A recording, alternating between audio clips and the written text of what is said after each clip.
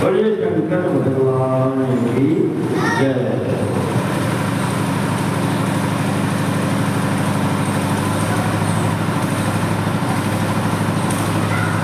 कल हमने आपको कथा में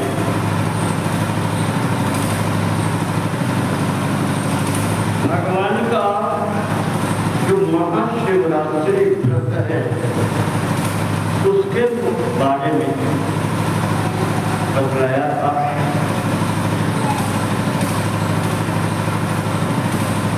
इसके पश्चात में ज्ञान और मुक्ति की संक्षेप में चर्चा हुई।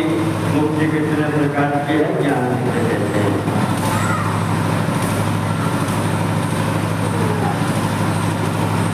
आपको बताया था मुक्ति चार प्रकार की,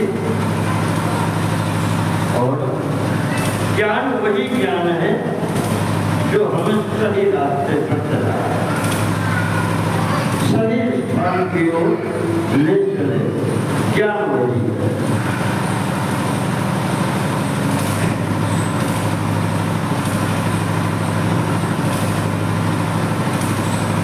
इसी क्रम में यहाँ पर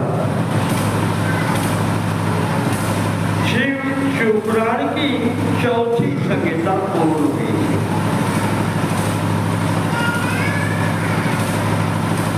जिसको कहा था कोटि रुद्र संहिता।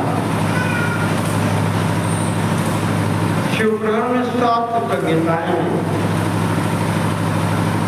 तो अब 5वीं संहिता में प्रवेश करते हैं। इसका नाम है उमा संहिता।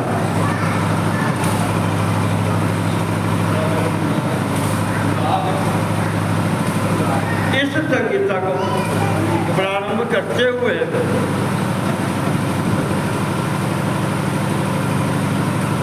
ऋषियों ने प्रश्न किया है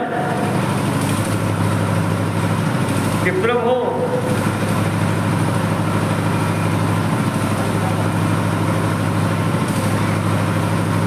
सूत सूत महाप्राज्ञ व्यास शिष्य नमोस्तुते। सूत जी आप व्यास जी के शिष्य हैं। हम आपको बारंबार प्रणाम करते हैं, नमन करते हैं। चौथी जो कोटि रुद्र संहिता है उसकी कथा आपने हमें सुनाई। अब हम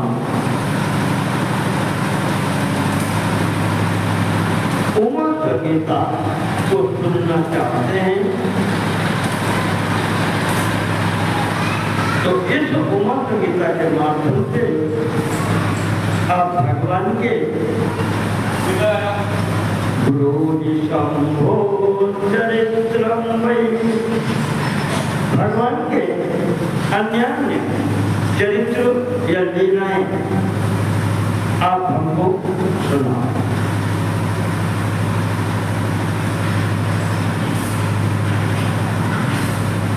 भरत ने यहाँ पर एक नाम लिया है, ब्रूहि शंभो चरित्रमयी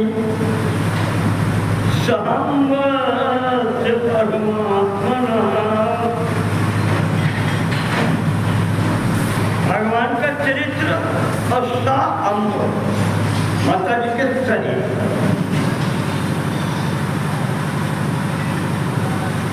इसे तो सूत जी कहते हैं कि महाराज एक बार यही प्रश्न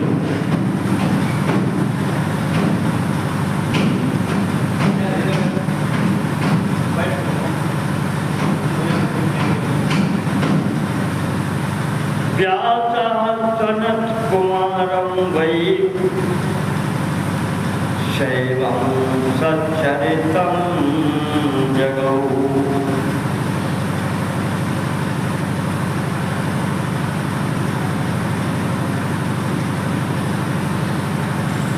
सनत कुमार जी ने व्यास जी को सुनाया।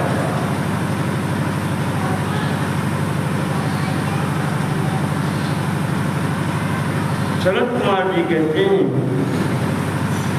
कि व्यास जी वासुदेवाय यत् प्रोक्तम्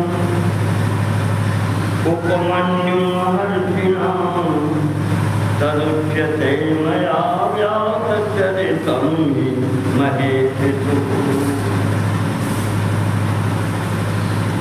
ये कथा जो है, ये प्रसंग उपमन्यु जी ने वासुदेवाय भगवान कृष्ण को सुनाया।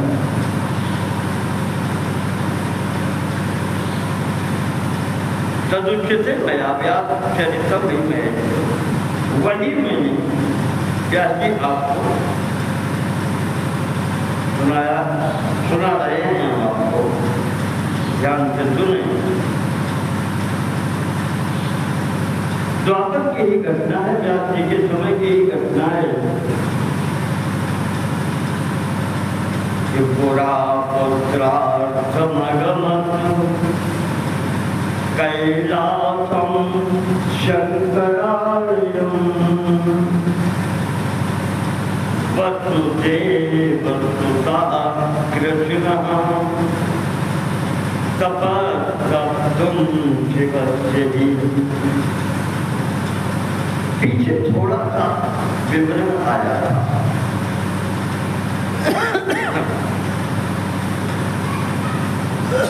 रुक्मिणी जी के पुत्र जब प्रद्युम्न हुए, भगवान कृष्ण के प्रथम पुत्र, तो उनको देख करके जाम्बवती जी ने, उन्होंने भगवान कृष्ण से कहा है कि प्रभु हमें भी ऐसा पुत्र चाहिए, बलशाली हो और आप जैसा ही।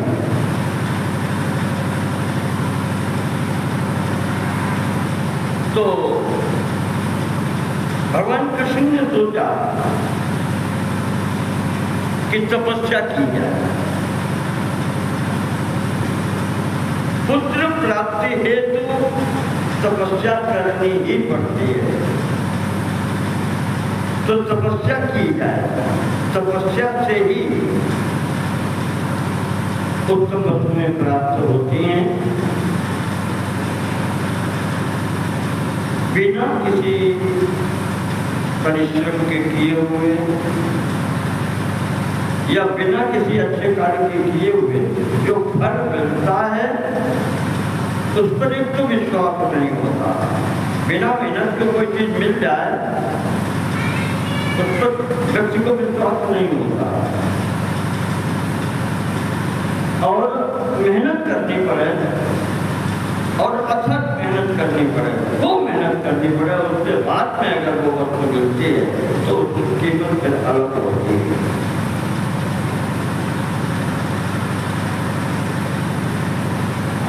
जाम्बवती जी के अनुरोध करने पर भगवान कृष्ण घर से निकलते हैं।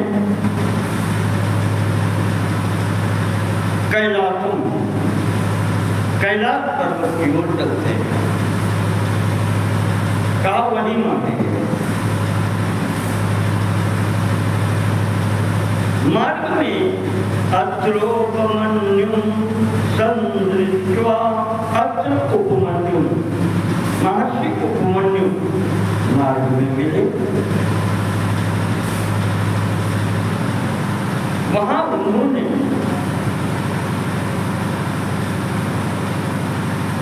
उपमन्यु जी का प्रणाम किया, उनको आदर दिया, सम्मान देकर के उपमन्यु जी ने भी अतिथि की बात इनको सम्मान देकर के बिठाया। तो भगवान कृष्ण पूछते हैं उपमन्यु जी से कि ऋषिवर हमें एक बात बताएं, आपका नाम भगवान के भक्तों में सर्वप्रथम आता है।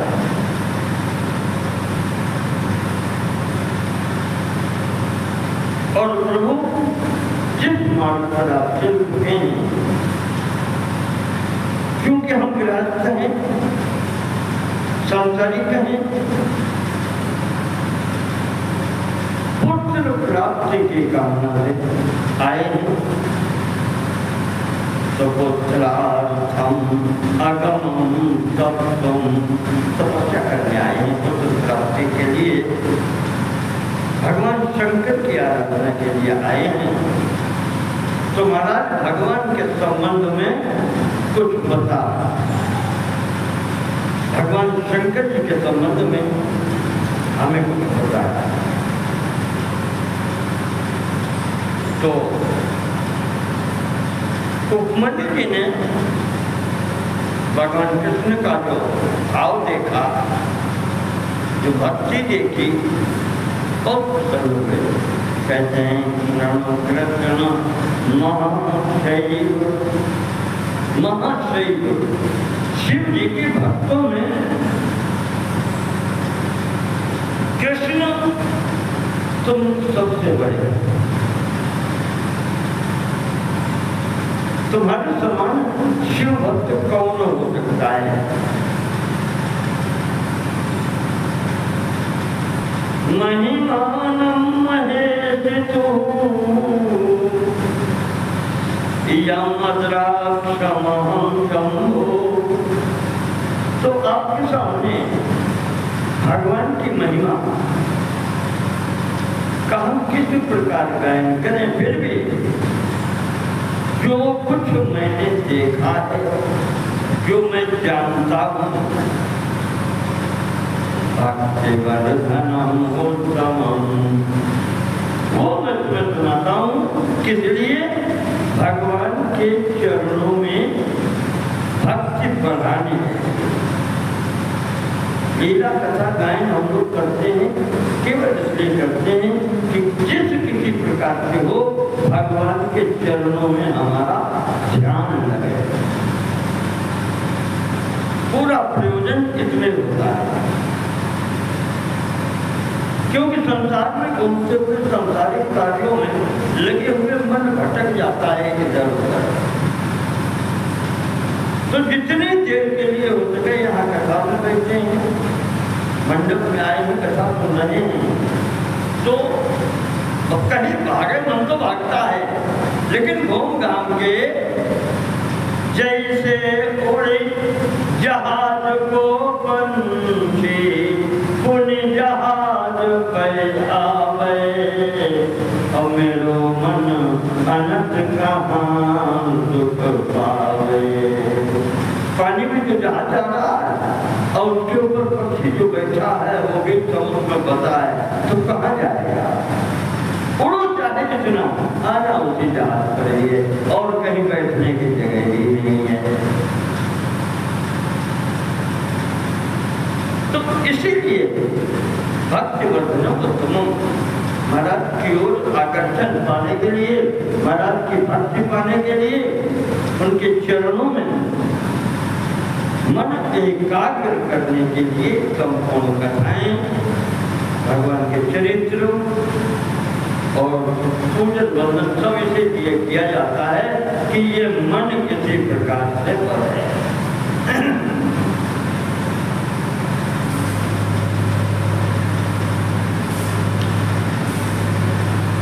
तो कहा कि तपः सोहम समुद्राक्षं शंकरं चतुरायुधाम।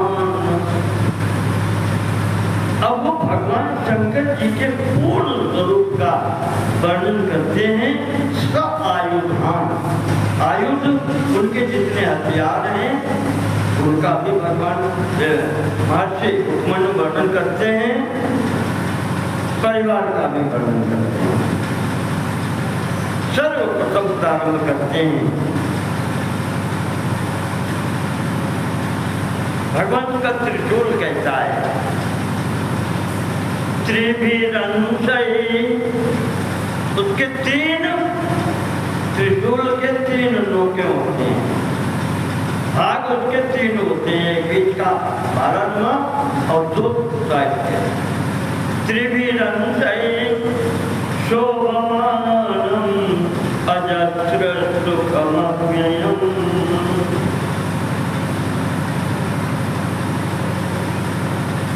एकपादम् महाकंशकम्। एक पैर से वो खड़ा रहता है। त्रिशूल में डंडी तो एक ही होती है। षड्ज्वाल कवलैर्मुखैः। मुख जो ऊपर है जो उसका षड्ज्वाल कहते हैं, वो अग्नि से युक्त है। जहां फिर गिरता है भस्म करता ही है। द्विसहस्रमयि मुखानां ज्योतिषास्य विराजितम्। हजारों सूर्यों के समान जिसका प्रकाश है, भगवान की अनुकंपा से, उनकी प्रेरणा से जो त्रिशूल उनका है। कल्पांत समये विश्वं संहरते ध्रुवम्। जब कल्प का अंत होता है, सृष्टि का समापन होता है, तो यही त्रिशूल संहार करता है भगवान शिव जी का। नामध्यो यस्य च भवेत् त्रैलोक्ये चराचरे। भगवान का त्रिशूल ऐसा है कि संपूर्ण चराचर सृष्टि में ऐसा कोई नहीं है जो इसके सामने पड़ के बच जाए। नावध्यो, ये जिसके द्वारा ऐसा कोई प्राणी नहीं है कि मारा न जाए। सामने अगर आ जाएगा प्रहार हो, अमोघ है।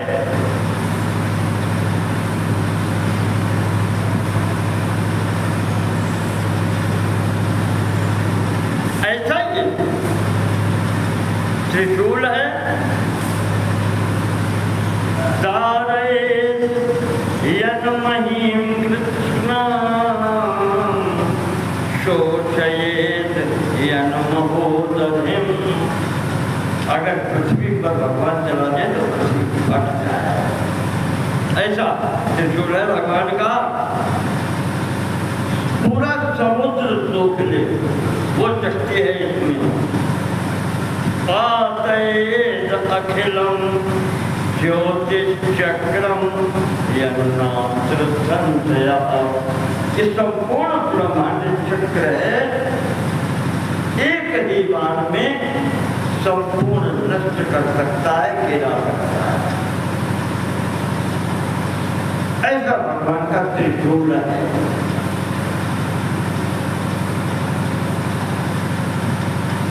यौवनाशो हतो येन मान्धाता सबलः पुरा। चक्रवर्ती महातेजा त्रैलोक्य विजयो नभः।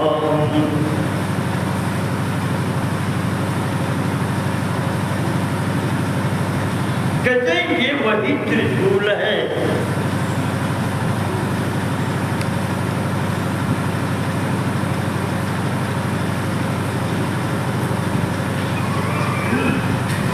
जिसके द्वारा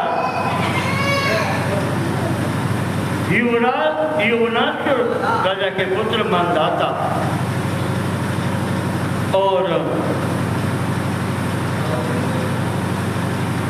उनकी सेना, जबकि वो चक्रवर्ती थे, ये समाप्त हो गई थी। फिर आगे और बताते यही त्रिशूल एक बार तपस्या करके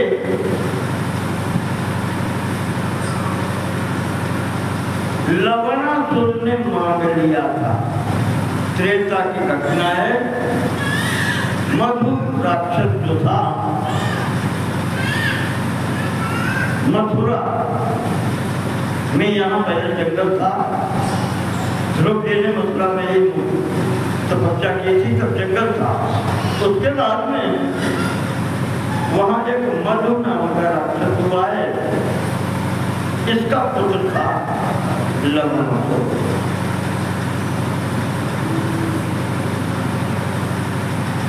ये बहुत उपद्रव उसने मचाया, तपस्या की और शंकर जी से उनका त्रिशूल मांग दिया। महाराज ये दे दें।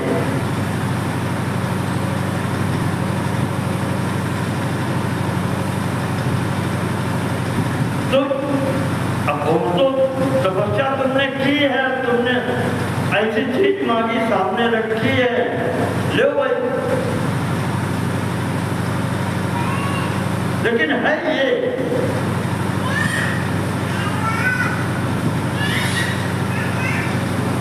जब तुम्हारे हाथ में ये होगा तब तुम अजय होगे। वाल्मीकि रामायण में कथा आती है,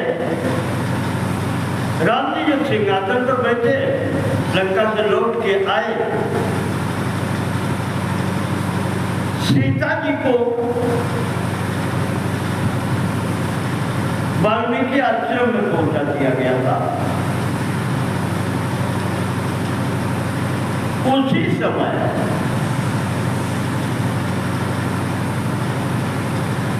शत्रुघ्न जी इस लवणासुर को मारने के लिए अयोध्या से भेजे गए।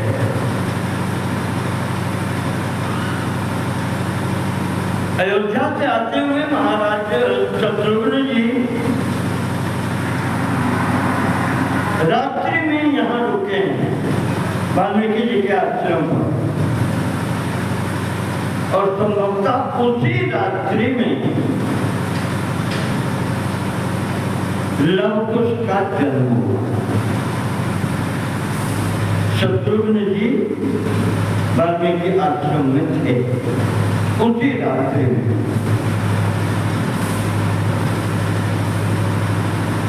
लव और कुश का जन्म हुआ है। तो शत्रुघ्न जी उधर जा रहे थे, मथुरा के। मथुरा जाकर के युद्ध हुआ तो अंततः निष्कर्ष ये निकला, जब तक इसके हाथ में धनुष है, तो त्रिशूल है भगवान का, ये मरेगा नहीं। प्रातः काल ये बाहर जाता है, वापस में आकर के पवित्र होकर के भगवान के पूजन करके तब ये त्रिशूल उठाता है। तो विष्णु ने शत्रुघ्न से कहा कि ये जैसे यहाँ से निकल के जाए तो मंदिर खोलो और त्रिशूल अपने हाथ में करो, फिर इसका कोई बल नहीं रहेगा।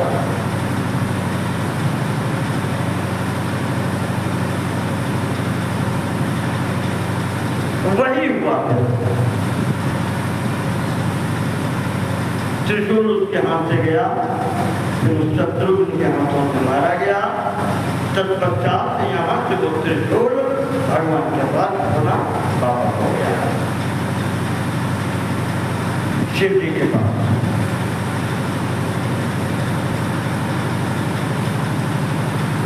शिव जी के पास भरसा भी है, पर जैसा परशुराम जी को भी यहीं से मिला था। वो परशु जो है, भरसा जो है, तीक्ष्ण धारम, बहुत तेज धार है उसके। सर्पाद्यै विभूषितम, शिव जी का चाहे स्वयं हो चाहे उनकी कोई वस्तु हो, सांप तो सांप में होते हैं। सर्प आद्यै विभूषितम, सर्प इत्यादि से वो विभूषित, उनका भरसा। ये सब भगवान के पास में जब आवश्यकता नहीं होती है तो ये पुरुष रूप में रहते हैं। वैसे हथियार रूप में लेकिन वो गणों के रूप में, पुरुष रूप में वहां पर जब इनका कोई विशेष आवश्यकता नहीं है तो उस प्रकार से भी ये शरीर धारण करके रहते हैं। कहते हैं ये वही भगवान का परशु है या भक्ता है। भार्गव नाम क्षत्रियांत करम रणे, ये वही भक्ता है जो परशुराम जी को दिया गया था, जिसके द्वारा उन्होंने दुष्ट क्षत्रियों का संहार किया।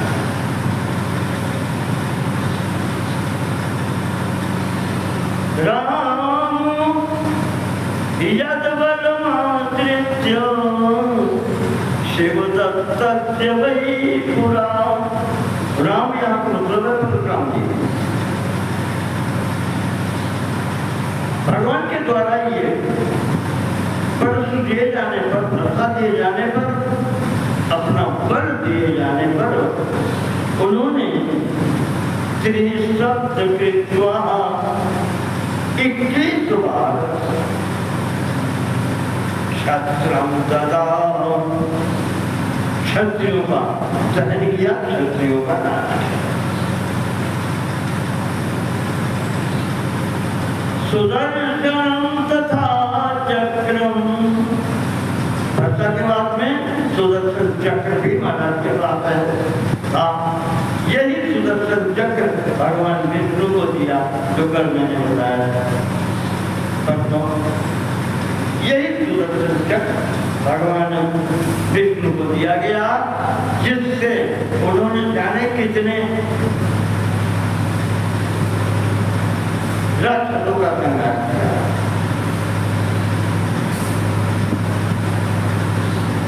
वज्रम महोज्ज्वलम तीक्ष्णम शतपर्वम अनुत्तम।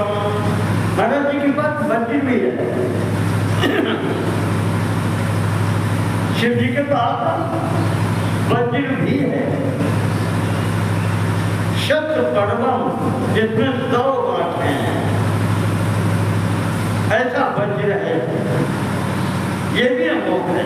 ये जितने शस्त्र बता रहे हैं, और उसके बाद हम कहते हैं कि महाधनु पिनाकम च, उनका जो धनुष है उसका नाम है पिनाक।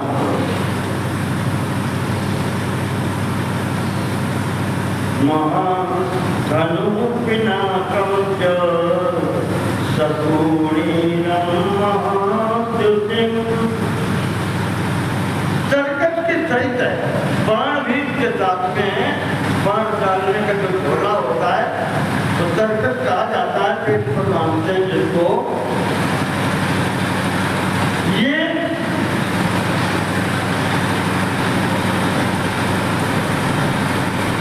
उसके साथ में है।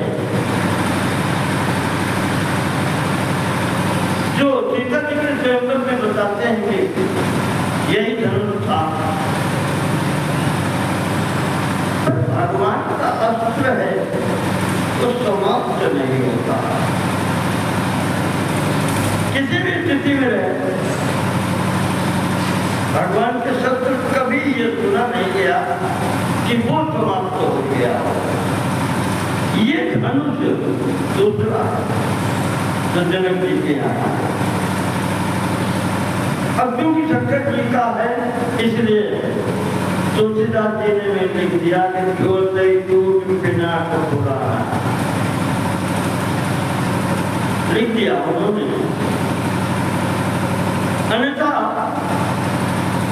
एक अच्छा, अगर ये कहें कि दधीच जी की हड्डियों से बना, आपके सामने पूरा प्रसंग दधीच जी का आ चुका है, कहीं भी धनुष का नाम नहीं है।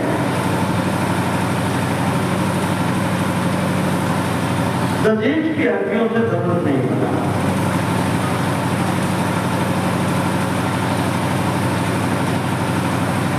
इसका थोड़ा सा विवरण उसमें आता है महाभारत के अनुशासन पर्व में आता है विवरण। वहां पार्वती जी ने पूछा है शंकर जी से कि महाराज ये जितने भी शस्त्र हैं आपके, उसमें आपको दो विशेष दिए हैं। एक तो त्रिशूल, वो तो कभी नहीं टूटता, और दूसरा धनुष। इन पर विशेष कृपा क्यों है, विशेष ममता क्यों है? तो वहां पर दिया है कि एक बार एक ऋषि थे कण्व नाम के ऋषि तपस्या कर रहे थे, और इतनी भीषण तपस्या उन्होंने, इतनी कठिन तपस्या की है कि उनके आसपास दीमक ने मिट्टी का ढेर लगा दिया। बाबा जी उसी में दब गए। वहीं पास में जंगल में बैठे हैं, तो जंगल पेड़ पौधे सब होते हैं। तपस्या पूर्ण हुई तो ब्रह्मा जी आए वरदान देने के लिए। कण्व ऋषि को वरदान दिया जो उन्होंने मांगा, और जब चलने लगे तो उन्होंने देखा कि वो जो मिट्टी ढेर लगी थी, जो दीमक ने आसपास लगाई थी, वहीं पास में एक बांस का पौधा था, बांस का पेड़, उसमें 2-3 पूछे। ब्रह्मा जी की कुछ इच्छा आई, वो बांस वहां से कटवा लिया और विश्वकर्मा से कहा इसके धनुष बनाओ। तो यहाँ पर 3 धनुष बनाए गए। एक धनुष विष्णु को दिया उन्होंने, दूसरा धनुष शंकर जी को दिया, और तीसरा धनुष जो है, जो शेष में बचा था, तीसरा धनुष जो बनाया गया वो चंद्रमा को दिया गया। ब्रह्मा जी ने अपना विस्तार में छोड़ा हो ना, चंद्रमा उनके पुत्र कहे जाते हैं।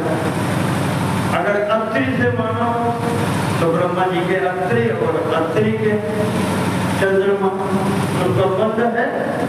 तो एक शंकर जी को दिया, एक दिया विष्णु जी को, और एक चंद्रमा को दिया। उस समय चंद्रमा ब्राह्मणों के राजा थे।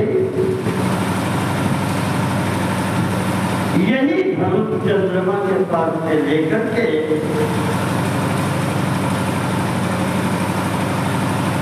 अग्नि देवता ने अर्जुन को दिया। अब आप नाम जान गए होंगे सबके। शंकर जी का धनुष पिनाक कहा गया। चंद्रमा वाला धनुष जो अग्नि के हाथों होता हुआ अर्जुन के पास पहुंचा वो गांडीव है, और जो भगवान विष्णु को दिया वो सारंग है। ये 3 शस्त्र ब्रह्मा जी ने बनवा कर चुकी।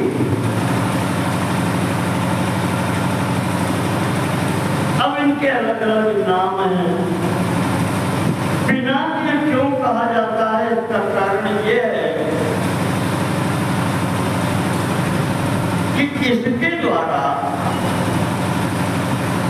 भगवान हमेशा स्वर्ग की और स्वर्ग में रहने वालों की रक्षा करते हैं, साथ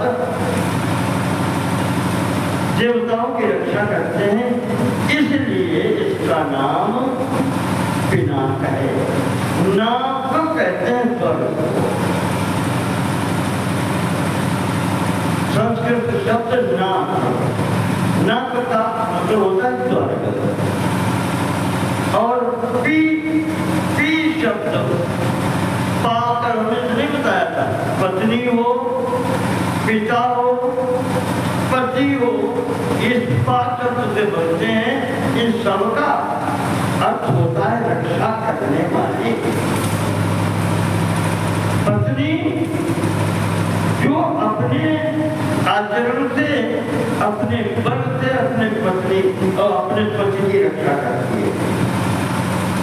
पति जिसके द्वारा पत्नी की रक्षा होती है। पिता वो भी उसी से बनता है, वो अपने बच्चों का रक्षक होता है। इसी प्रकार से पिता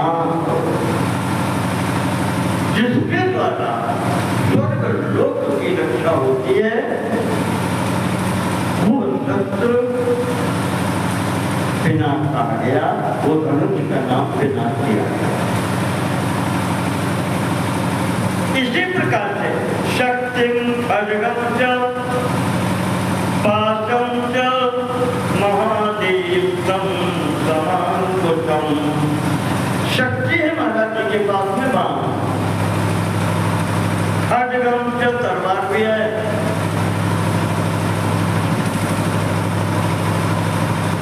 पाशम च जरूरत पड़ जाए बांधने की तो रस्सी भी साथ में रहती है। ये विशेष दिव्य अस्त्र हैं। और महादेवतम समांकुशम, गणेश जी के हाथ में वो अंकुश देखो जो हाथी वालों अंकुश, ये भी है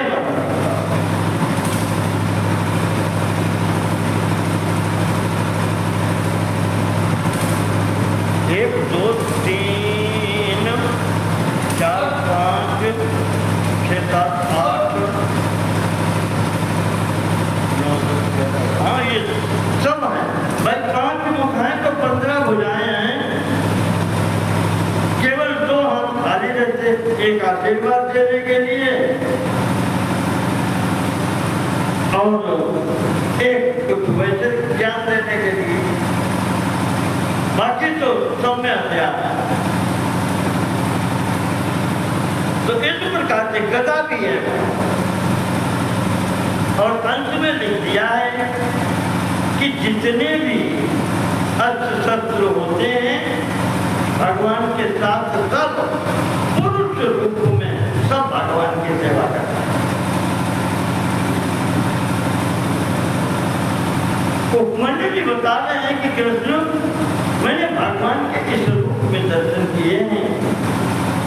बाईं ओर ब्रह्मा जी हैं जो अपने हंस पर विराजित हैं।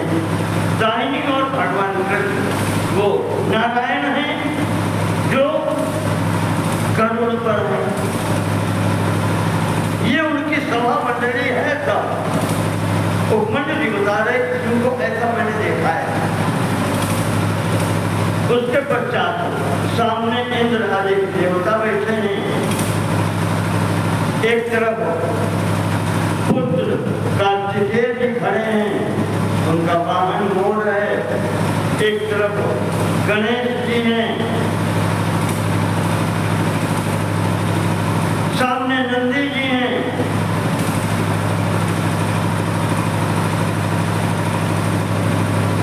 सर्वभूत गणाश्चैव मातरो विविधाक्षिता।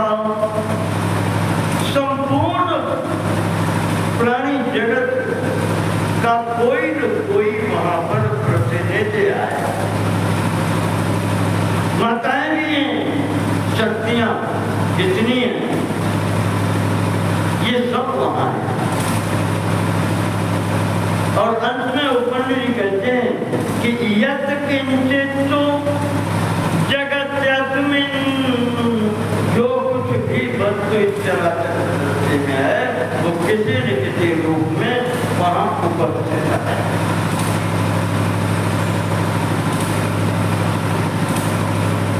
तो इस प्रकार से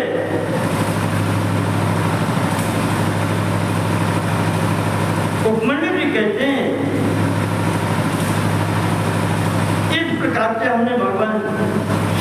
दर्शन किए थे और वहीं हमने उनकी पूजा की थी। अपूजयन्तु विधिवत् अहं श्रद्धा समन्वितः।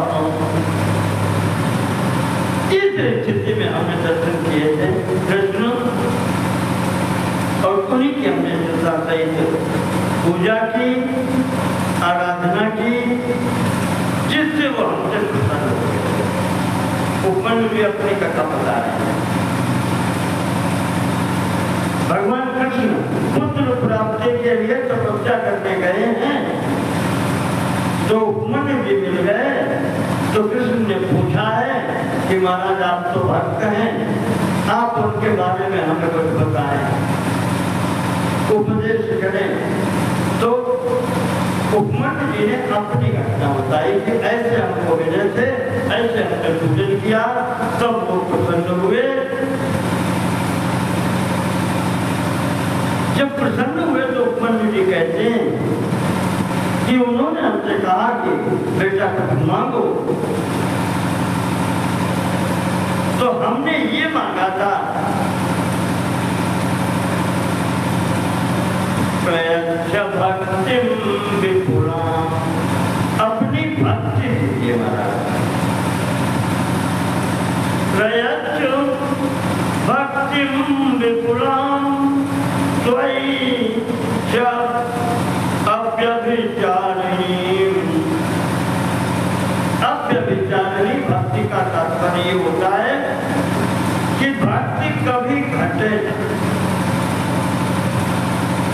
मेरा मन इधर उधर न जाए, सदैव आपके चरणों में लगा रहे। तो उसके अंतर्गत आपके चरणों के अतिरिक्त तो कोई भाव ही ना।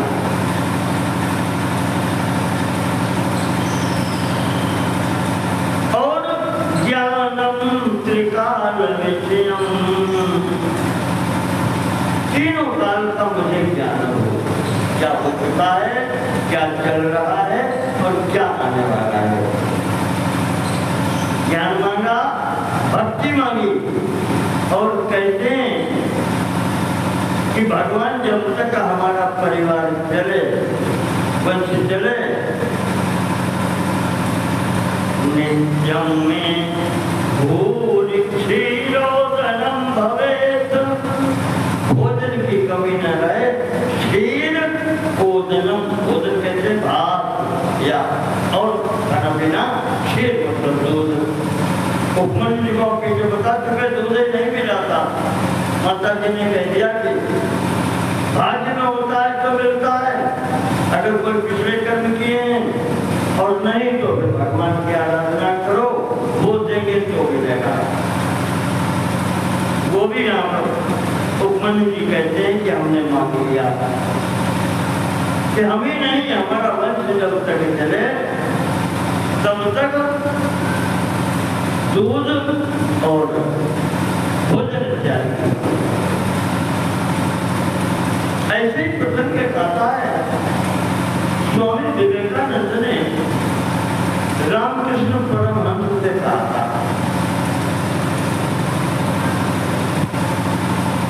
जब लोगों ने कहा संन्यास ले लो, पहले तो पढ़े लिखे थे रामकृष्ण परमहंस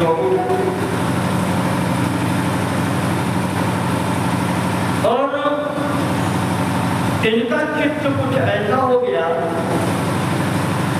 विवेकानंद जी का पीएचडी कर चुके थे, ग्रेजुएट थे, पिताजी बैरिस्टर थे, तो लॉ की पढ़ाई कर रहे थे। सरकारी के झंझट और समाज के और नए लड़के को जब जिम्मेदारी पड़ती है तो बड़े बड़े अच्छे तरह जाते हैं, सब कुछ देखते हुए।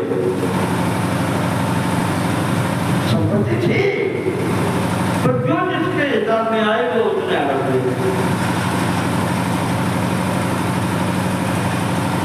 एक प्रश्न हर जगह जाकर के पूछा, जाने कितने बाबाओं के पास गए, क्या महाराज आपने ईश्वर को देखा, भगवान को देखा? उस समय के जो अच्छे अच्छे महापुरुष और महात्मा कहे जाते थे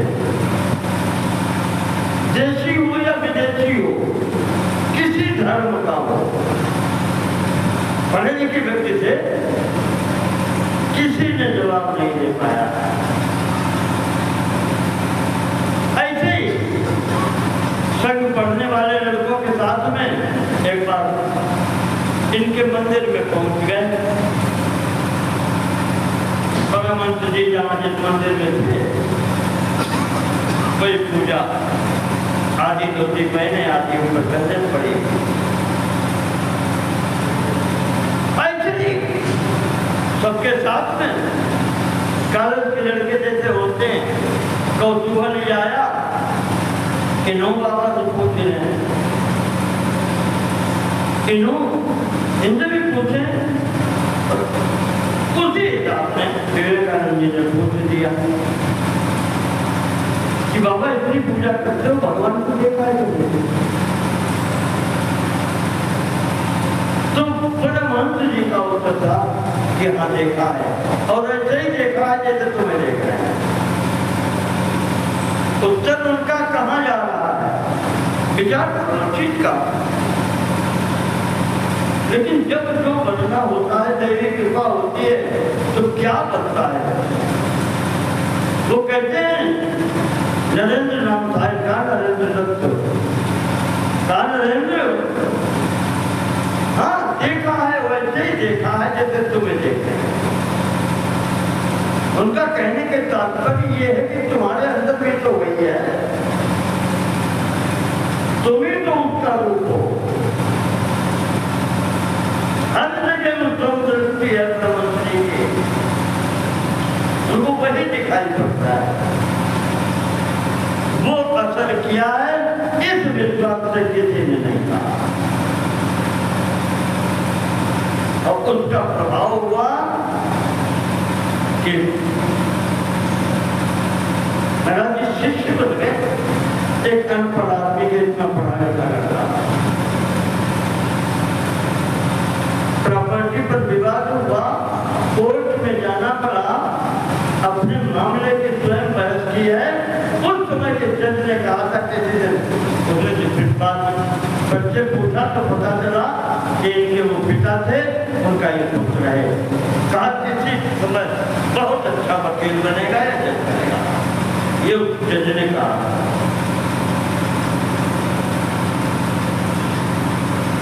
न वकील बने न जज बने, बाबा के शिष्य बने, परमहंस के।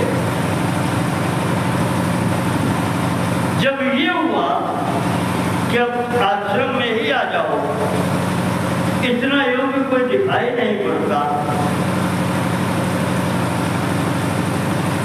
तो एक ही बात कही मांगी थी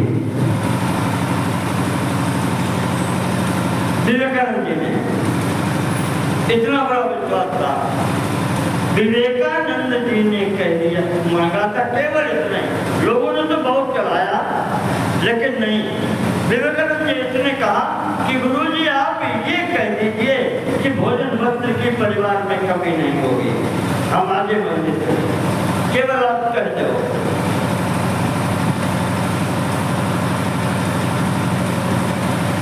और फिर अंततः गुरु जी को ये कहना पड़ा कि जा, भोजन मिलता रहेगा, कपड़ा भी मिलता रहेगा। तब विवेकानंद जी मठ में आए। तो ये होता है महापुरुषों का।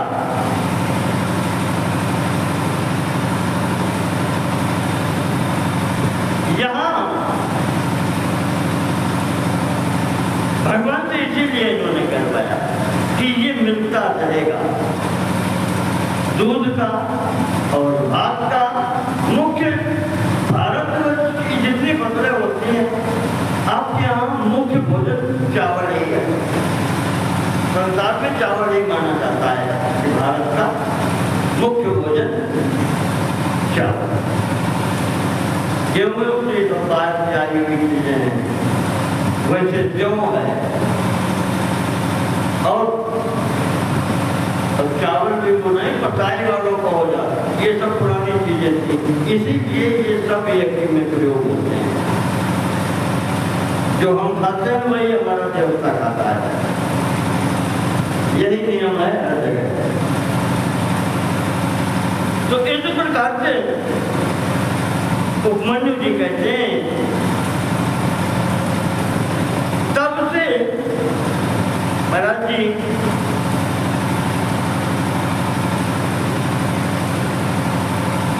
उपमन्यु बता रहे कृष्ण को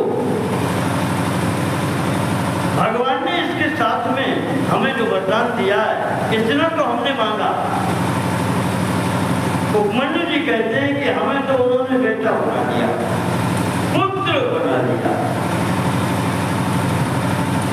जरा मरण दो सही, हमें जरा और मरण दोनों से मुक्त कर दिया। न बुढ़ापा आएगा न मरना होगा। जब पुत्र स्वीकार कर लिया फिर और बात क्या रहेगी। तो इस प्रकार से कहा है कि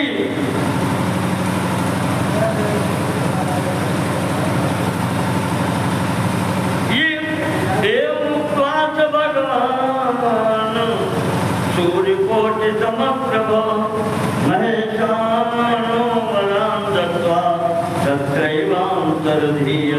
इस प्रकार से हमें वरदान देकर के भगवान को अंतर्ध्यान हो गए। अंतर्ध्यान होकर के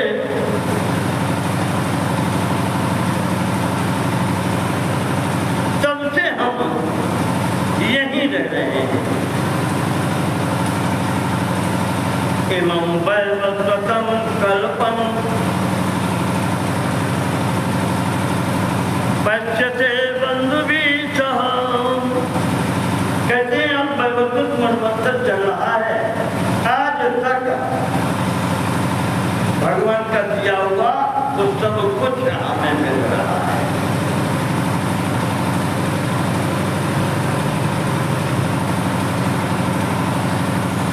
इस प्रकार से कहा कि उनका ध्यान किया जाता है। ये स्वरूप उनका है, भगवान शिव जी का। और जब सृष्टि होती है और सृष्टि के बाद में स्थिति रहती है, सब समय ब्रह्मा स्वरूप में सृष्टि करते हैं, नारायण स्वरूप में रक्षण करते हैं। और जब समय आता है, कल्प का अंत होता है, तो प्रलय भी वही करते हैं, संहार भी वही करते हैं। अतः तुम पुत्र लाभायो, इसलिए कृष्ण अगर तुम्हें पुत्र पाने की इच्छा है तो तुम उन्हीं भगवान शंकर की आराधना करो। समाराधय शंकरं शीघ्रं प्रसन्नो भविता। वो प्रसन्न भी शीघ्र होते हैं, अन्य देवताओं से जल्दी प्रसन्न होते हैं। तो ये जब कहा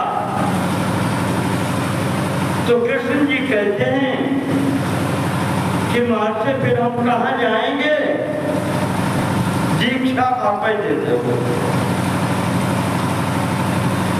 कृष्ण जी ने कहा महाराज फिर हम और कहाँ किसको बोध करेंगे, आप मिले मेरे भाग्य से तो दीक्षा आप ही दे दीजिए, आप ही गुरु बन जाइए, मंत्र आप ही दे।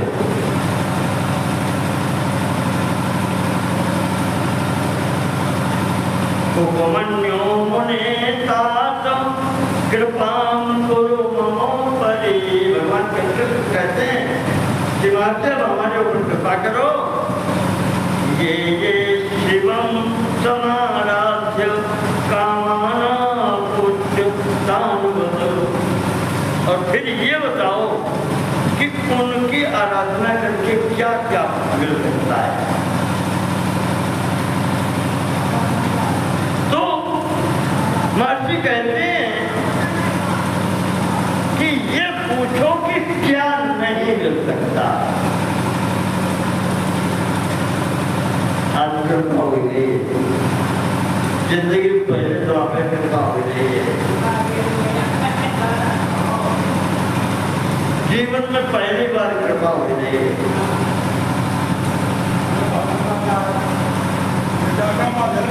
हाँ। तो कहा कि कृष्ण ये पूछो कि क्या नहीं मिल सकता। भगवान की आराधना करते थे। शंकर जी की तपस्या या आराधना या नाम लेने से, उनके चरणों का आश्रय लेने से क्या नहीं मिलता।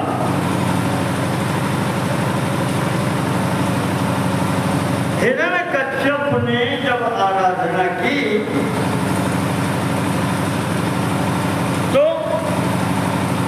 वर्षाणाम 10 लक्षाणि 16 चंद्रशेखरात्।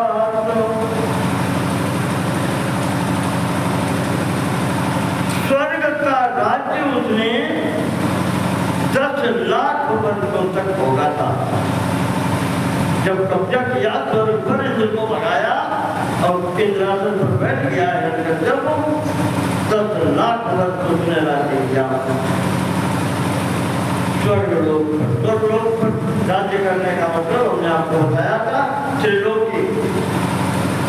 जो इंद्र के आसन पर बैठता है तो उसके शासन में तीनों लोग होते हैं। तीनों लोगों का इंद्र कहा जाता है।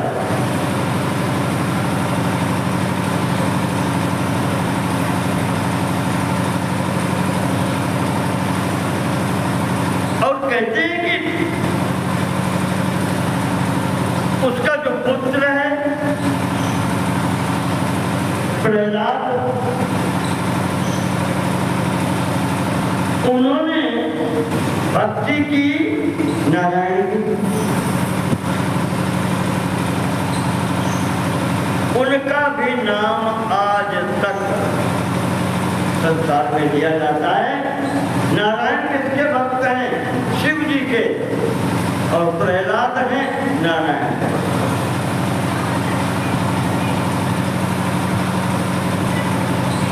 इसी प्रकार से यहाँ पर देवताओं के नाम गिनाए हैं, ऋषियों के नाम गिनाए हैं। उपमन्यु जी कहते हैं कि हमें तो देख ही रहे हो, उन्हीं के वरदान से हम उनके पुत्र बन गए। ऐसे ही याज्ञवल्क्य जी,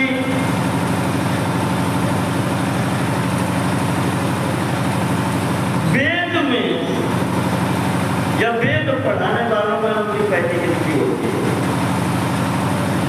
इधर व्यास जी, ये भी शंकर जी की आराधना करके इतने बड़े बड़े ग्रंथ लिखकर चले गए। 1 लाख श्लोक का महाभारत, 4 लाख श्लोकों के ये समस्त पुराण इत्यादि और वेद उपनिषद। कोई मनुष्य ऊपर ही नहीं सकता, नारायण ही कर सकते हैं। वो व्यास जी ने किया।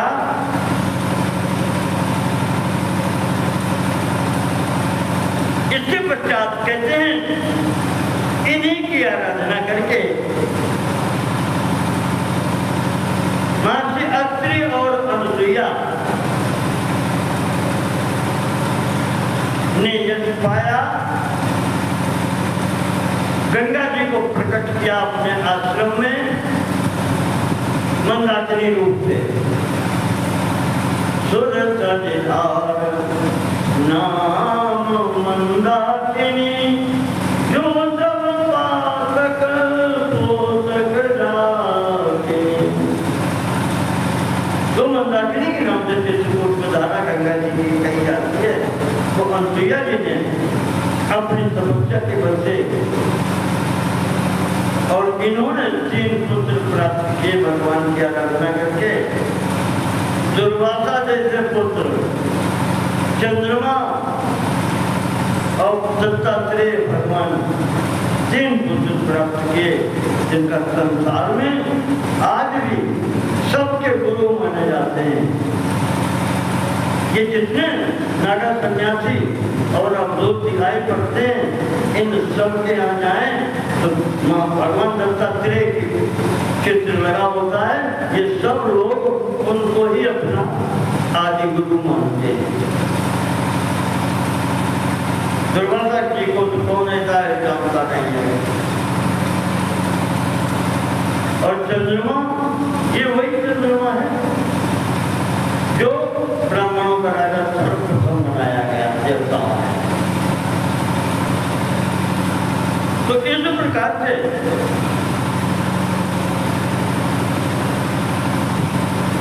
ये यहाँ पर नाम लिए गए। जैसे महाकाल में कथा ने बताई थी, वो 5 वर्ष का बच्चा गोपी का श्रीकर नाम, जिसको हनुमान जी ने जिसका नाम रखा था श्रीकर, उसने भी तो बचपन में बिना जाने शंकर जी की पूजा की और उससे उसको सब कुछ प्राप्त हो गया। वहां पर हनुमान जी आशीर्वाद दे करके गए, इसके वंश में आगे जाकर के नंद गोप होंगे, जिनके यहाँ भगवान स्वयं आएंगे कृष्ण रूप में। ऐसे ही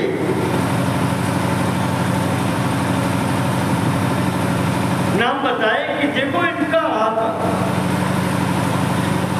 कि जितनी कहानी आपको पीछे सुना चुके हैं आज तक, वो सब का थोड़ा थोड़ा यहाँ पर एक लाइन में नाम दिया।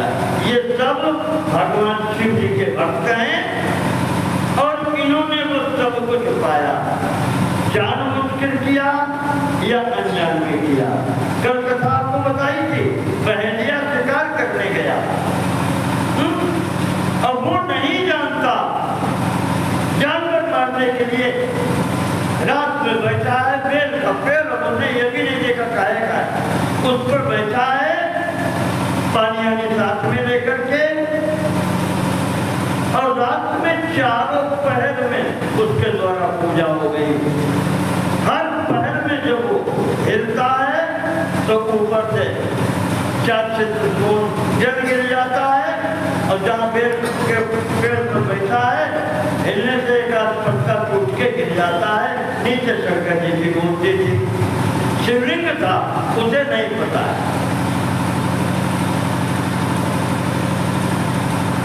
चारों प्रकार की पूजा हो गई और अंत में वरदान मिला कि भगवान राम तुमसे मित्रता करके तुम्हारे घर आएंगे।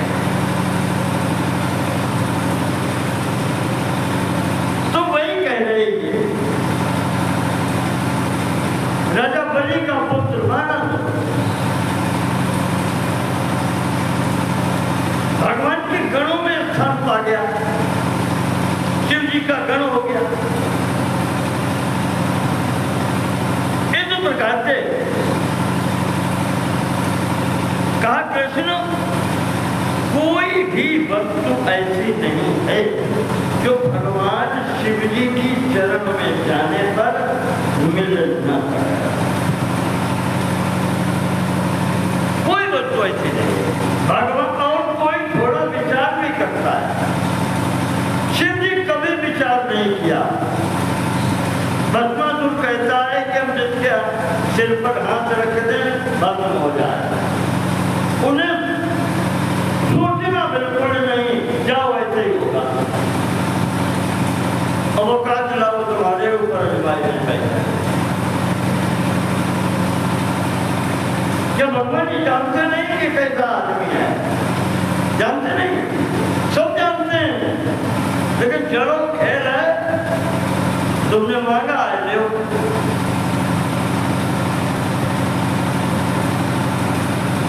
हमने ये देखा है, चाहे जहां पढ़ाओ, भगवान शिव के सामने पहली बात तो किसी ने अजर अमर होने का वरदान मांगा नहीं, लेकिन भगवान ने जो पात्र है उसको बिना मांगे दिया है कि अजर अमर कौन ले तो कहो अपनी। ब्रह्मा जी किसी को अजर अमर नहीं कर सकते। वो तो पहले हथियार डाल देते, वो कहते भैया हमें अजर अमर नहीं तो तुम्हें डालते हैं। तो इस प्रकार से इन्होंने बताया। भगवान कृष्ण कहते हैं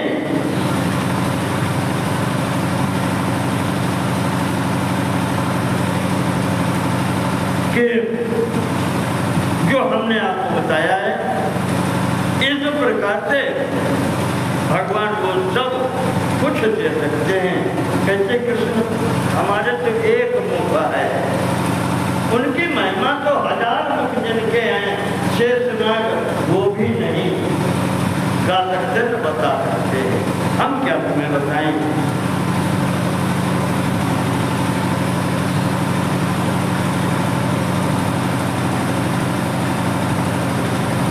कृष्ण जी कहते हैं कि महर्षि यदि आपको दर्शन मिले हैं तो ऐसी कृपा करो कि महाराज फिर दर्शन हमको भी हो जाए।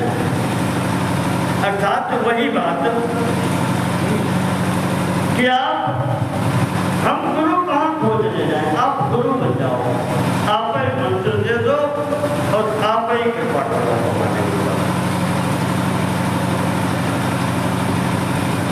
तो माते उपमन्यु कहते हैं कि कृष्ण मैं तुम्हें मंत्र देता हूँ, पंचाक्षरी मंत्र। यहाँ पर महर्षि ने उपदेश किया है,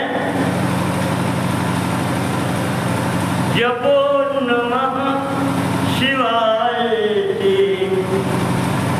मंत्र राजमिमं हरे। देखिए ओम यहाँ भी नहीं लगा है, ओम लगा देंगे 6 अक्षर हो जाएंगे, पंचाक्षरी के जप है।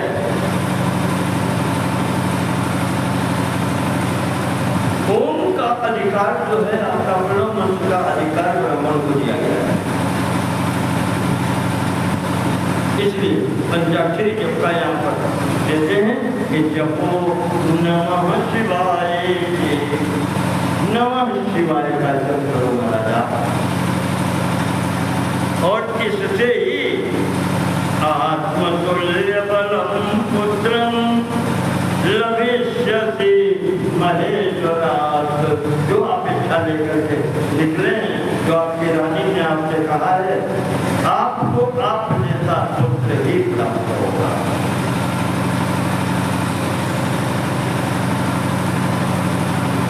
शरद कुमार जी कहते हैं कि इस प्रकार से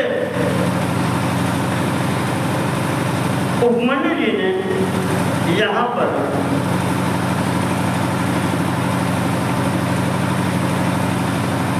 भगवान कृष्ण को उपदेश दिया है। 9 दिन घर में रखा है, कृष्ण को विधिवत शुद्धि कराई है, तब 9वें दिन मंत्र दिया है। हाँ, 9 दिन अपने पास रखा है।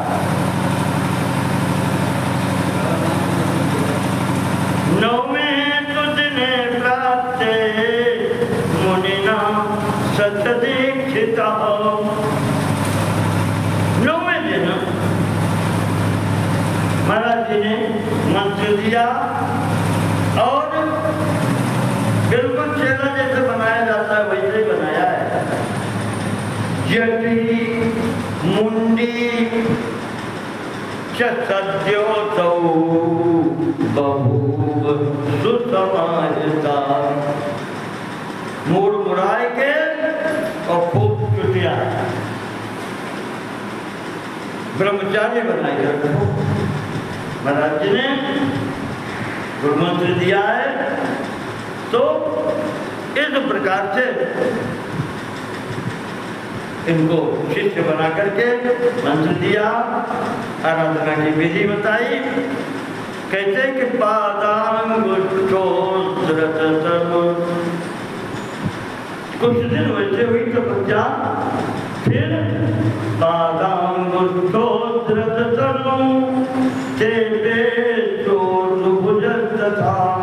वही पैर के अंगूठे पर खड़े होकर, पैर थोड़ा भी नहीं, अंगूठे पर खड़े होकर के दोनों बाहें ऊपर उठाए हुए इस प्रकार से भगवत चिंतन हो रहा है। तो संप्राप्ते घोर से माथे 16 महीना लगे।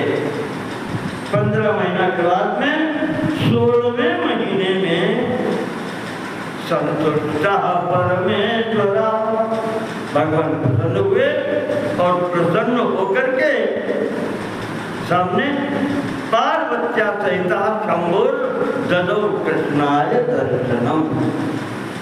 बड़े शंकर जी भगवान ने भगवान ने जगत जननी पार्वती के सहित आकर के कृष्ण जी को दर्शन दिए। दर्शन देकर के पूछते हैं कि कृष्ण क्या चाहिए? माँ हम बहुत प्रसन्न हैं, आज भगवान के सबक के भगवान करे, नाटक लीला चल रही है, आज तुम छोटे आ गए। खड़े सामने महादेव कहते हैं कि कृष्ण जानामि भक्तम त्वाम मयि नित्यम दृढ़व्रतम। कृष्ण हम जानते हैं तुम हमारे भक्त हो, क्या चाहिए तुम्हें मांगो। तो कृष्ण आज मांगते हैं कि तव धर्मे मतिर नित्यम। प्रभु आपके चरणों में मेरी मति लगी है, बहुत यशश्चा प्रचलम महत। यश प्राप्ति हो संसार में, ऐसे कर्म करें कि लोग हमें याद करें। इसका मतलब है कि जाने के बाद भी लोग याद करें। तत्सामीप्यम स्थिरा भक्ति।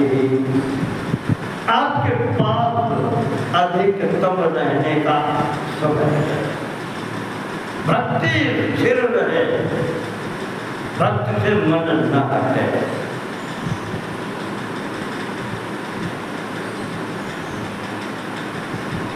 कहते हैं कि प्रभु ये जो पहले बता रहा है, पहला वरदान ये है आपके चरणों कमलों की भक्ति मिले, मेरा कहीं अटके न जाए मन, संसार में ये मिले। और फिर मुख्य बात बताते हैं, भगवान ने सोचा पहले एक पुत्र के लिए आए। जाम्बवती ने कहा कि चाहो तुम्हें समान पुत्र, महाराज अपने जैसा पुत्र हमें भी दीजिए। भगवान ने सोचे थे रोज एक एक मुंगी कहाँ लूंगा, करीब 16,108 हैं। आज भगवान ने सोचा, कृष्ण ने भी सोचा कि एक साथ निपटाओ। ये सब संकल्पित सृष्टि है, याद रखिएगा। भगवान यहाँ पर मांग रहे हैं कि स्त्रीणाम मम दशात्यानाम पुत्रा शंभो भवन्तु वै वज्राश्च ऋक्वः सर्वे संग्रामे वरदर्ताम्। प्रभु इतनी रानियां हैं, सबको 10 पुत्र प्राप्त हो जाए, इकट्ठे निपटाओ। भाई सबको 10 पुत्र प्राप्त हो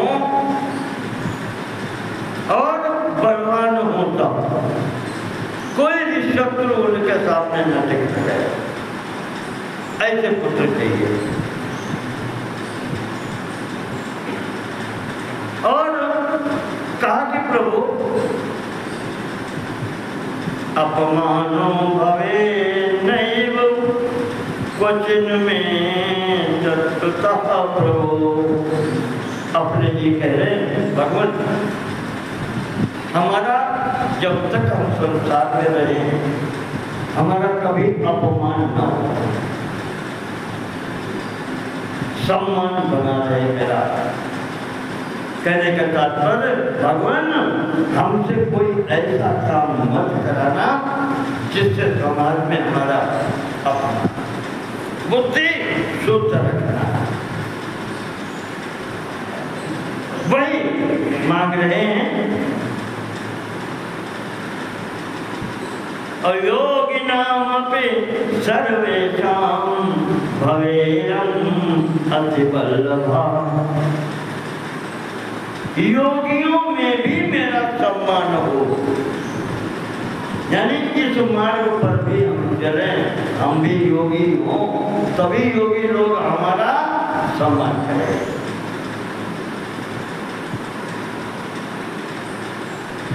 ये मानते हैं। शरद कुमार जी ने कहा कि जब कृष्ण ने ये मांगा तो भगवान ने कहा, शंकर जी ने कहा जाओ ऐसे ही होगा। और जिस रानी ने तुम्हें भेजा है यहाँ तक, कहा उसका पुत्र जो होगा, जो हमारा नाम है यही उसका नाम होगा। नामकरण भी भगवान ने कर दिया। शांभो नाम महावीर पुत्रस्ते भविता बलि। जामवती रानी ने तुम्हें भेजा है, उसका पुत्र होगा, उसका नाम होगा शांभो। बलि बलवान पराक्रमी होगा, सुंदरता में भी सबसे सुंदर होगा। एक बार नहीं तो घूंघट करवाओ वो बात, ये कोई काम है। तो इस प्रकार से कहा कि इस प्रकार से पुत्र प्राप्त होंगे। भगवती ने भी यहाँ माता पार्वती ने भी कहा है कि वासुदेव महाबुद्धे, तुम बहुत बुद्धिमान हो कृष्ण,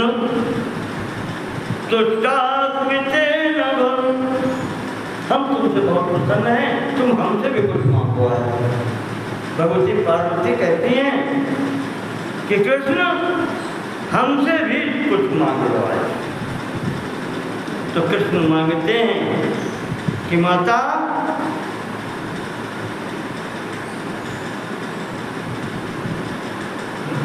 हाँ, कृष्ण जी मांग रहे हैं माता जी से, पार्वती जी से, कहा मेरे हाथ से कभी किसी ब्राह्मण का अपमान न हो। पहला वरदान माता जी से मांगा है कृष्ण ने। यहाँ से आप अपनी वैल्यू कर लें तो ऐसा बनने की कोशिश करो जो संसार तुम्हारा सम्मान करे। ये कहने से काम नहीं चलेगा कि ब्राह्मण हो ना, वैसे बनो, हम हैं मतलब नहीं चलेगा, संसार तुम्हारा सम्मान करे। कृष्ण कहते हैं कि कभी भी मेरे हाथ से किसी ब्राह्मण का अपमान न हो माता जी, ये चाहते। और तो माता पिता, मेरे माता पिता संतुष्ट है मेरे कर्म से।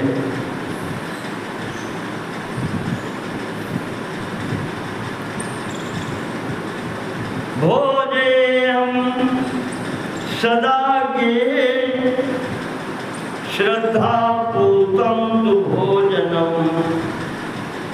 प्रतिदिन हम अपने यहाँ किसी न किसी को या अधिक से अधिक लोगों को भोजन कराएं। महाराज ये सामर्थ्य भी थी, अन्न की कभी कमी न रहे। हम ऐसे हों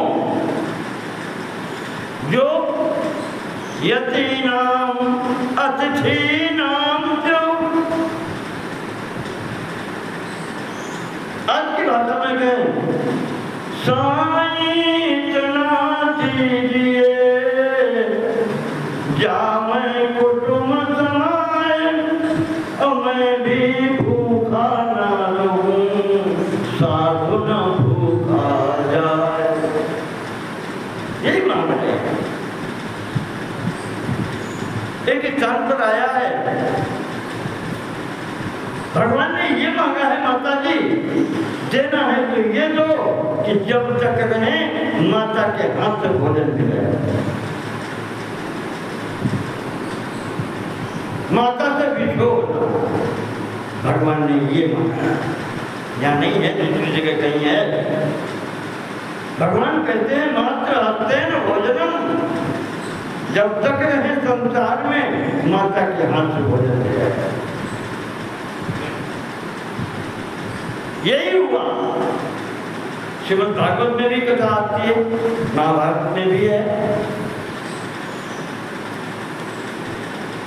भगवान जब चले गए यहाँ से, माता पिता ने तब शरीर छोड़ा है। वसुदेव देवकी ये अंतिम चक्राए हैं। भगवान ही छोड़ के जब यहाँ से चले गए, ये जब उन्होंने सुना तब उन्होंने शरीर छोड़ा। इन सब का अंतिम संस्कार अर्जुन ने कराया है आकर के द्वारिका में। तो इस प्रकार से यहाँ पर इन्होंने वरदान मांगे, भगवान और भगवती ने दोनों इनको वरदान दिए। वरदान पाकर के शरत कुमार जी कहते हैं, भगवान कृष्ण कृतकार्य होकर के यहाँ से कृतार्थ होकर के भगवान से वरदान पाकर के अपने घर को गए हैं।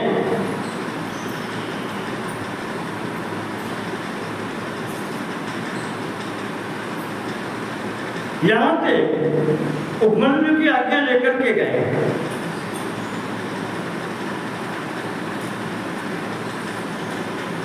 इसके पश्चात भगवान कृष्ण का ये बता दिया और फिर राम जी का चरित्र संक्षेप में बताया है। शंकर जी के लीला चरित्रों की बात हो रही है, तो किसने क्या किया, उसने क्या पाया।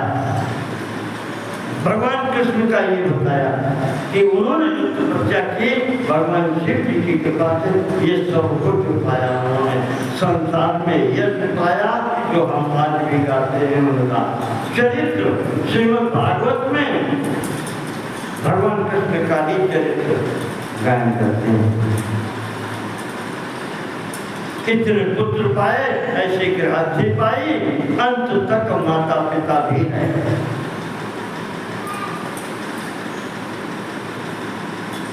शरत कुमार जी बता रहे व्यास जी को, कहा ऐसे ही भगवान राम जो कहे जाते हैं, विष्णु के जो अवतार वो भी हैं, उन्होंने भी शंकर जी की आराधना करके आपको एक कथा पूरी सुना चुके हैं। रामेश्वरम की स्थापना करके भक्ति करते हुए रावण को मार करके सीता को प्राप्त किया और फिर अपनी राज्य प्राप्त की शिव जी की कृपा से। ऐसे ही भगवान परशुराम का नाम लिया शरत कुमार जी ने। उन्होंने भी भगवान शिव की आराधना करके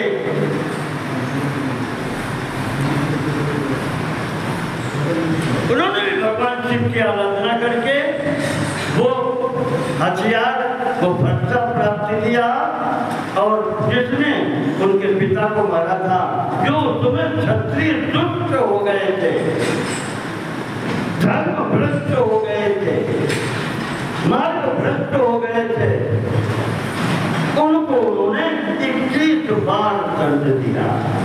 सब नहीं मारे, कहीं नहीं विवरण है, ये तो कह देते हैं विपुलवार में बीज हो क्या है, विपुलवार महीने देनी क्षत्रियहीन नहीं किया।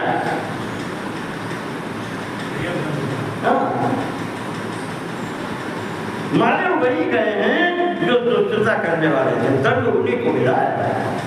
भाई जो अपराध नहीं करेगा उसको सजा क्यों मिलेगी? सजा तो उसी को मिलेगी जिसने अपराध किया है। हाँ, अभी घटना 21 बार हुई जो जब तक सक्षम रहे परशुराम जी और कहीं देखा किसी ने शिकायत की, पहुंच गए, ठीक किया, उसको माना तो सही समझाने थे और नहीं तो सामने आओ। तो इस प्रकार से इनका बताया गया। ऐसे ही यहाँ पर नाम लिए हैं, एक देवल नाम के ऋषि हैं।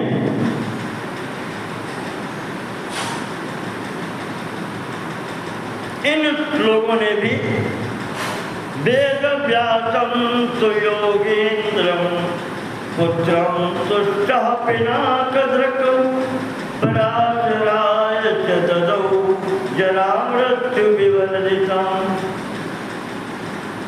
महर्षि पराशर ने जब तपस्या की पुत्र के लिए तो उन्हें व्यास जैसा पुत्र दिया जो अजर अमर है। भगवान नारायण का अंश कहा जाता है। ये पुत्र भी भगवान शिव जी ने दिया है।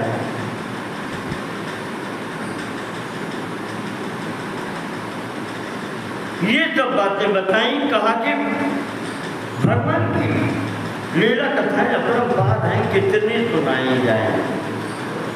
आज 23वां दिन है, गिनती नहीं हो सकती। पृथ्वी के बोलते झोल के कण गिन सकते हो, लेकिन भगवान ने क्या क्या किया, कहाँ कहाँ आए, इसकी गणना हो नहीं सकती। इसके पश्चात ऋषियों ने फिर पूछा, यहाँ पर जो आपको बताया शिव महात्म्य हमने शंकर जी की महत्ता ये सनत कुमार जी ने बताई व्यास जी को। और उसके पश्चात अब वही कथा बोल चल रही है 88,000 ऋषियों के बीच में सूत जी सुना रहे कथा। तो उन ऋषियों ने पूछा कि सूत जी अब कुछ ये जो सृष्टि है, जो भगवान का स्वरूप ही ये पूरी चराचर सृष्टि है, ब्रह्मांड जो बना है जिसमें हम सब प्राणी रहते हैं, कहते हैं ये भगवान का ही स्वरूप है। इसमें जो हम ये अलग अलग मूर्तियां ये देखते हैं, ये हमारी सृष्टि का दोष है। जिस दिन ये सब कुछ उस एक रूप में दिखाई पड़ने लगेगा, बस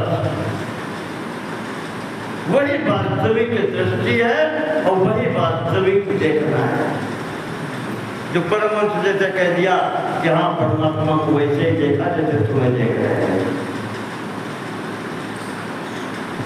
तो ये स्थिति। तो कहा कि ये सृष्टि कैसे अस्तित्व में आई, कैसे बनी, ये बताओ महाराज।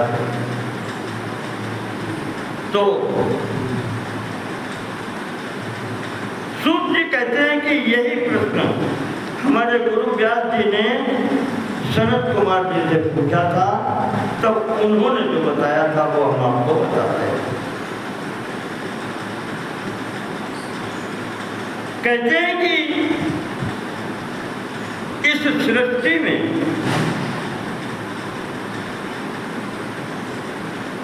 8 योनियां जो हैं देवताओं की हैं।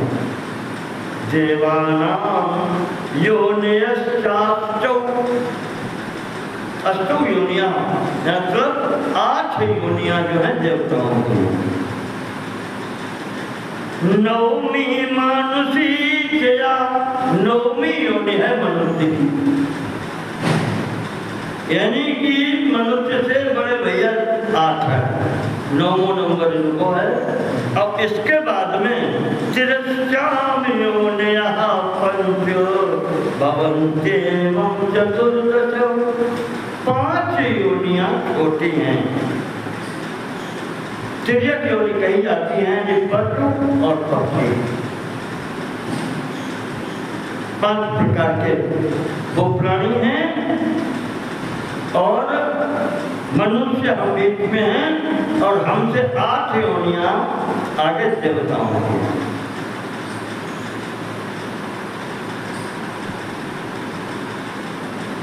चौदह प्रकार के इस सृष्टि में प्राणी बताए गए, भगवान की सृष्टि 14 का भी बड़ा महत्व है।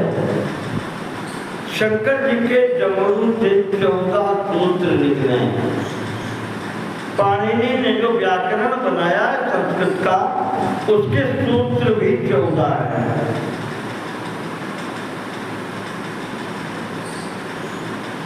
यही है जो 14 प्रकार के प्राणी हैं, ऐसे ही वो 14 प्रकार के सूत्र हैं, जिससे सब भाषाएं निकले। तो इस प्रकार से यहाँ पर भगवान की सृष्टि है, जिसमें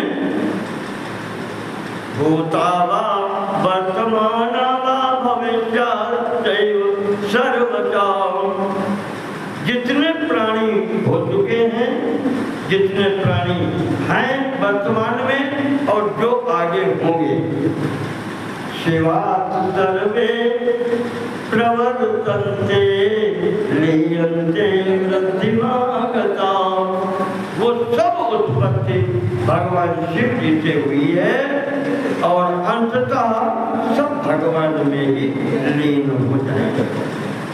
ये भगवान को बता रहे हैं शरद कुमार जी।